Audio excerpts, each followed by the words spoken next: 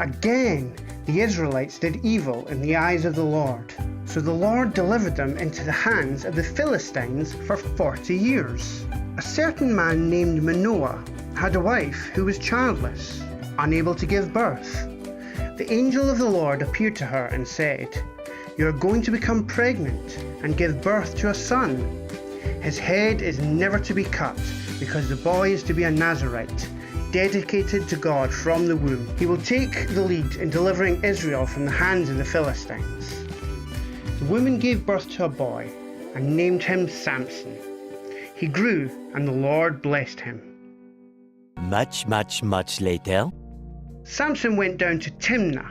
Suddenly a young lion came roaring towards him. The Spirit of the Lord came powerfully upon him, so that he tore the lion apart with his bare hands.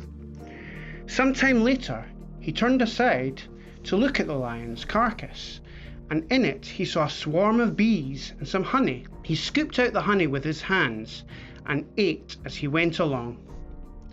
Later, he fell in love with a woman in the valley of Sorek, whose name was Delilah. The rulers of the Philistines went to her and said, "See if you can lure him into showing you the secret of his great strength and how we can overpower him, so we may tie him up and subdue him. Each one of us will give you 1,100 shekels of silver. Today that would be over 50,000 pounds. So Delilah said to Samson, "Tell me the secret of your great strength and how you can be tied up and subdued." Samson answered her, "If anyone ties me with 7 fresh bowstrings that have not been dried, I'll become as weak as any other man." Then the rulers of the Philistines brought her 7 fresh bowstrings that had not been dried, and she tied him with them. With men hidden in the room, she called to him, "Samson, the Philistines are upon you." But he snapped the bowstrings as easily as a piece of string snaps when it comes close to a flame. So the secret of his strength was not discovered. Then Delilah said to Samson, "You have made a fool of me. You lied to me. Come now, tell me how you can be tied." He said, "If anyone ties me securely with new ropes that have never been used, I'll become as weak as any other man." So Delilah took new ropes and tied him with them. Then, with men hidden in the room, she called to him, "Samson, the Philistines are upon you."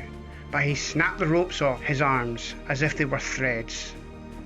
Delilah then said to Samson, "All this time you've been making a fool of me and lying to me. Tell me how you can be tied." He replied, "If you weave the 7 braids of my head into the fabric on the loom and tighten it with the pin, I'll become as weak as any other man." So while he was sleeping, Delilah took the 7 braids of his head, wove them into the fabric, and tightened it with the pin. Again she called to him, "Samson, the Philistines are upon you." He awoke from his sleep and pulled up the pin and the loom with the fabric. Then she said to him, "How can you say I love you when you won't confide in me?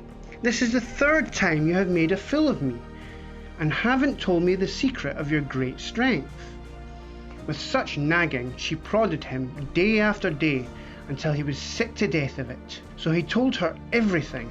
"No razor has ever been used on my head," he said, "because I have been a Nazirite, dedicated to God from my mother's womb.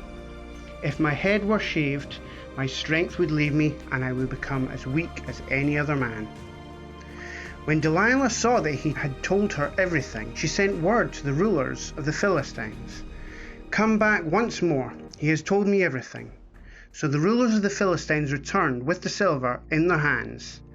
After putting him to sleep on her lap, she called for someone to shave off his hair, and his strength left him. Then she called, "Samson, the Philistines are upon you." He awoke from his sleep and thought, "I'll go out as before and shake myself free." But he did not know that the Lord had left him.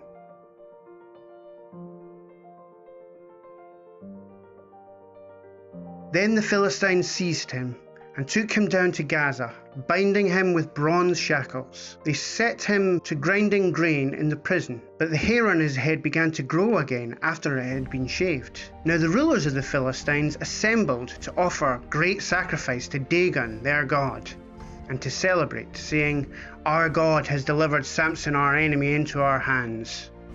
When the people saw him, they praised their God, saying, Our God has delivered our enemy into our hands. They called Samson out of the prison to entertain them. They stood him among the pillars of the building. Samson said to the servant who held his hand, "Put me where I can feel the pillars that support the temple, so that I may lean against them."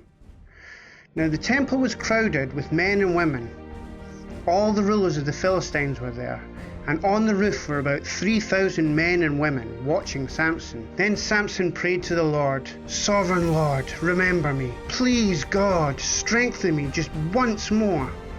Then Samson reached towards the two central pillars on which the temple stood, bracing himself against them, his right hand on the one and his left hand on the other. Samson said, "Let me die with the Philistines." Then he pushed with all his might, and down came the temple on the rulers and all the people in it. Samson had led Israel for 20 years. He was far from perfect, but in the end he realized his strength came from God, and God used him to free his people.